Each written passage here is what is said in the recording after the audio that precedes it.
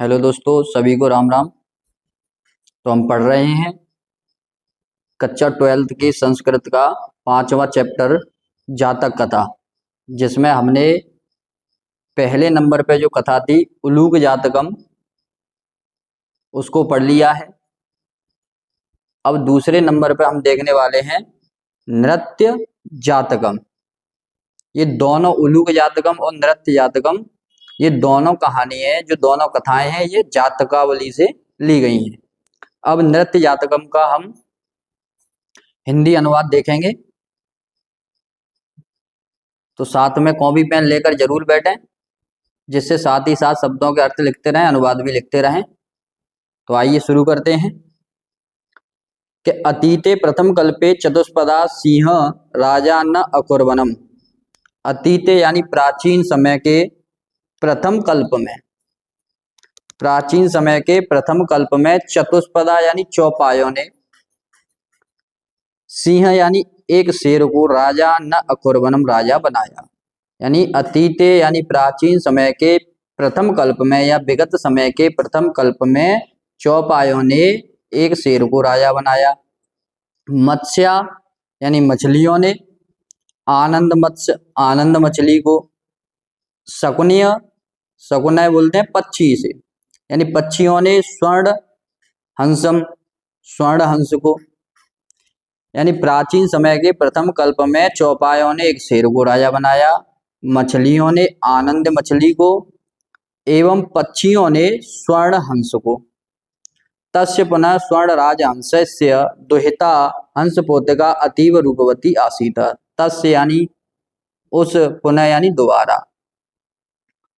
अब दोबारा से ये कहानी शुरू होती है कि स्वर्ण राजहंसस्य दुहिता यानी स्वर्ण राजहंस की पुत्री, दुहिता का मतलब पुत्री, हंस पोतिका जिसका नाम क्या है हंस पोतिका, अतीव यानी अत्यंत, रूपवती यानी सुंदर, आसित यानी थी। स्वर्ण राजहंस की पुत्री हंस पोतिका अत्यंत सुंदर थी। स तस्यै वरम अदात, वरम यानी वरदान देना या वचन देना, अदात यानी दिया। स यानी उसने, तस्य यानी उसको, यानी स्वर्ण राजहंस ने अपनी पुत्री हंस पोतिका को वरम अदात वर दिया। यत यानी के, सा यानी हंस पोतिका के लिए, सा स्त्रीलिंग के लिए प्रयोग किया गया है, बड़ा सा है यहाँ पे। तो स्वर्ण राजहंस ने अपनी पुत्री हंस पोतिका को वर दिया कि वह आत्मन चित्तरुचितरम स्वामिनम वृणयात, कि वह आत्मन चित्तरुचितम यानी अपनी मन पसंद, आत्मन का मतलब अपना, चित्तरुचितम यानी पसंद, अपनी मन पसंद या अपने मनोनुकूल, स्वामिना यानी स्वामी का, वृणयात वर्ण करे, इति यानी ऐसा। उसने उसको वर दिया कि वह अपने मनोनुकूल स्वामी का वर्ण करे। हंसराज तस्यै वरम दत्वा, हंसराज उसको वर देकर, हंसराज उसको वर देकर हिमवत शकुन संगे सन्निपतत, यानी हिमालय में शकुन संगे यानी पक्षियों के समूह के साथ, सन्निपतत यानी इकट्ठा हुआ। हंसराज उसको वर देकर पक्षियों के साथ इकट्ठा हुआ। हंसराज उसको वर देकर हिमालय प्रदेश में पक्षियों के साथ इकट्ठा हुआ, या उसने पक्षियों की सभा इकट्ठी की। और नाना प्रकार हंस मयूरादय शकुनिगणा समागत्य एकस्मिन महति पाषाण तले सन्निपतन। नाना प्रकार यानी अनेक प्रकार के हंस मयूरादय, हंस और मोर, शकुनिगणा यानी हंस मोर आदि पक्षी, समागत्य यानी आकर के, एकस्मिन यानी एक, महत यानी बड़े, पाषाण तले यानी शिला पर, सन्निपतन यानी इकट्ठे हुए। अनेक प्रकार के हंस मोर आदि पक्षीगण आकर के एक बहुत बड़े शिला पर इकट्ठे हुए।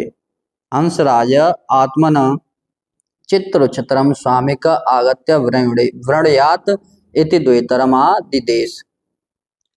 हंसराज ने दुहितरम आदि देश अपनी पुत्री को आदेश दिया। हंसराज ने अपनी पुत्री को आदेश दिया कि आत्मनम चित्त रुचित्रम स्वामिनकम आगत्यम वृणयात, के अपने मनोनुकूल स्वामी का आगत यानी आकर, वृणयात यानी वर्ण करे। या ऐसे कह सकते हैं हंसराज ने अपने मनोनुकूल स्वामी का आकर वर्ण करे, इति द्वितरम आदेश, ऐसा पुत्री को आदेश दिया। या हम पहले द्वितरम आदेश पुत्री को सीधा उठा सकते हैं यहाँ से कि हंसराज ने पुत्री को आदेश दिया, अपनी पुत्री को आदेश दिया कि अपने मनोनुकूल स्वामी का आकर वर्ण करे। सा शकुन संगे अवलोकयंती, सा यानी वह, शकुन संगे यानी पक्षियों के समूह को, अवलोकयंती यानी देखती हुई, मणिवर्ण ग्रीवाम चित्त प्रेक्षणम मयूरम दृष्ट्वा, मणि के समान गर्दन वाले चित्त प्रेक्षणम मयूर यानी मोर पर, दृष्टवा यानी उसने देखा। सा शकुन संगे वह पक्षियों को समूह को देखती हुई, उसकी निगाह यानी एक मणि के समान गर्दन वाले चित्त प्रेक्षण मयूर यानी चित्त प्रेक्षण मोर पर पड़ी, या उसने एक चित्त प्रेक्षण मोर को देखा। या ऐसे भी कह सकते हैं कि सा शकुन संगे अवलोकयंती, वह पक्षियों के समूह को देखती हुई, मणिवर्ण ग्रीवम यानी नील मणि के समान गर्दन वाले, चित्त प्रेक्षणम रंग बिरंगे पंखों वाले, मयूरम दृष्टा मोर को देखा। और अयम मे स्वामी को भवती, और उसने कहा कि यह मेरा स्वामी हो, भवती यानी हो। इत्यवासते ऐसा कहा, जब उसने पक्षियों के समूह को देखते हुए नीलमणि के समान गर्दन वाले रंग बिरंगे पंखों वाले मयूर को, मोर को देखा, तो अयम मे स्वामी को भवती, यह मेरा स्वामी हो, इत्यवासते ऐसा कहा। मयूरा अद्याप तावन में बलम न पश्यति, मयूर यानी मोर ने अद्याप तावन में, अद्य अप आज, और तावन में तक, यानी मयूर ने क्या कहा कि मयूर ने कि आज तक बलम न पश्यति, तुमने मेरा बल नहीं देखा। जैसे ही उसने कहा कि यह मेरा स्वामी हो, इत्यवासते मयूर उसको घमंड आ गया और उसने क्या कहा, अद्याप तावन वे बलम न पश्यति, आज तक तुमने मेरा बल नहीं देखा। इति गर्वेण अति गर्वेण लज्जाम त्यक्त्वा तावन महत शकुन संगस्य मध्य पच्चौ प्रसार नृत्यम तुम आरब्धवन नृत्यन चा प्रति अच्छन्नो अभूत।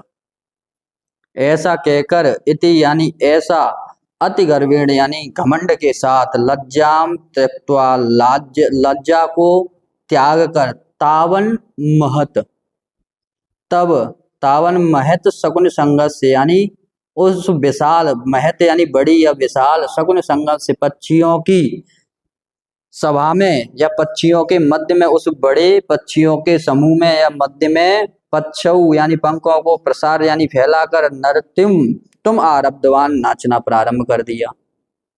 उसने क्या कहा, अति गर्व के साथ लज्जा को त्याग कर उस विशाल पक्षियों के समूह के मध्य पंखों को फैलाकर नृत्य आरब्ध यानी नाचना प्रारंभ कर दिया। और नृत्यन च प्रति अच्छन्नो भूत, नृत्यनम और नाचते हुए, च यानी और नाचते हुए, प्रति अच्छन्नो अभूत यानी वस्त्र विहीन हो गया। वस्त्र विहीन का मतलब उसके अंग खुल गए अर्थात नग्न हो गया। इति अति गर्वेण यानी ऐसा गर्व के साथ, अति गर्वेण यानी घमंड में आकर, लज्जा को त्याग कर, तावन महत तब वह विशाल पक्षियों की सभा के मध्य में पंखों को फैलाकर नाचना प्रारंभ कर दिया, और नाचते हुए वह नग्न हो गया या उसके अंग खुल गए। स्वर्ण राज हंस लज्जित, स्वर्ण राज हंस लज्जित, स्वर्ण राज हंस लज्जित होकर, अस्य नैव हिरी,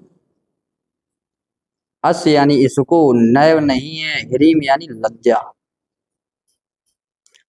स्वर्ण राज लज्जित होकर कहता है कि इसको ना तो लज्जा है, हिरीब यानी लज्जा, ना तो इसको लज्जा है, और ना वहणाम समुत्थाने लज्जा, वहणाम यानी पंखों को, समुत्थाने उठाने में लज्जा, ना तो इसको लज्जा है और ना ही पंखों को उठाने में संकोच है।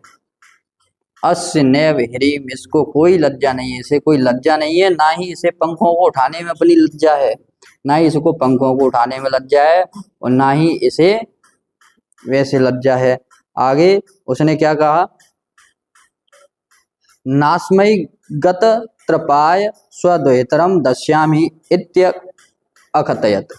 नास्य यानी नहीं दूंगा, गत त्रपाय यानी लज्जाहीन या निर्लज्ज, स्वेद्वैतरम यानी अपनी पुत्री को, दस्याम यानी दूंगा, इत अकथयत ऐसा कहा।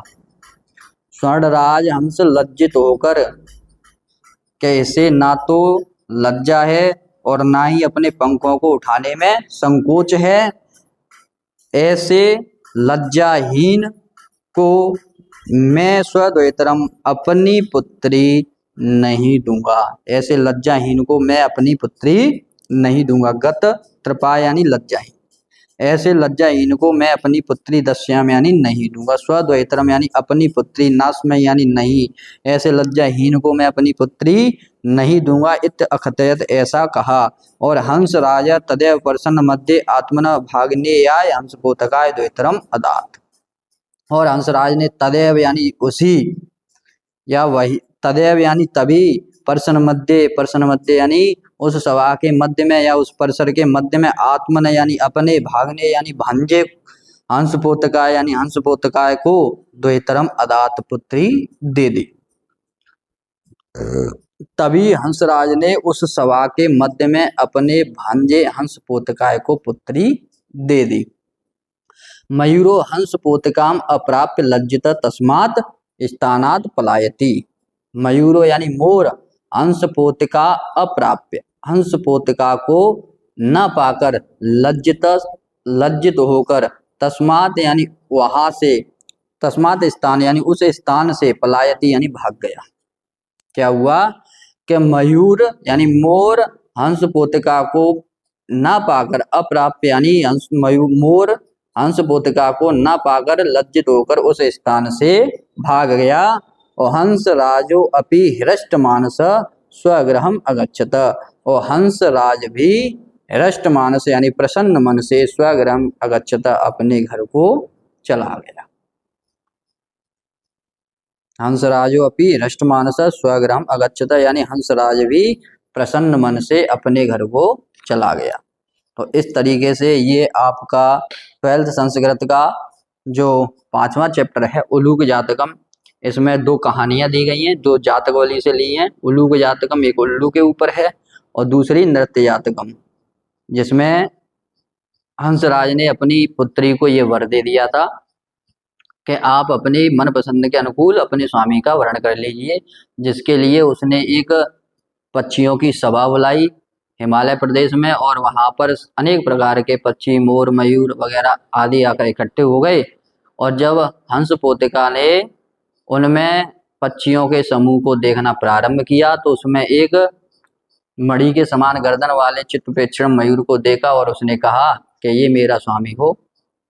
और ऐसा सुनते ही उस मयूर को या उस मोर को अत्यंत घमंड आ गया, और घमंड के साथ उसने क्या किया, उस भरी सभा के मध्य में अपने पंखों को फैलाकर वह नाचने लगा। और जैसे ही उसने अपने पंखों को फैलाकर नाचना प्रारंभ किया, वह नग्न हो गया, उसके अंग अंग दिखाई देने लगे। इससे स्वर्ण राजहंस था, पक्षियों का जो राजा था, वो अत्यंत लज्जित हुआ और उसने क्या कहा कि ये बहुत ही लज्जाहीन है, इसको अपने पंखों को उठाने में बिल्कुल भी लज्जा नहीं है, मैं ऐसे निर्लज्ज व्यक्ति को अपनी पुत्री कभी नहीं दूंगा। और उसी सभा के मध्य में उसने अपने भांजे हंसपोतिका को अपनी पुत्री दे दी, और मयूर को या मोर को हंसपोतिका ना मिलने पर वह वहां से लज्जित होकर भाग गया, और हंसराज भी प्रसन्न मन से अपने घर को चला गया। तो इस तरीके से आपका ये चैप्टर समाप्त होता है।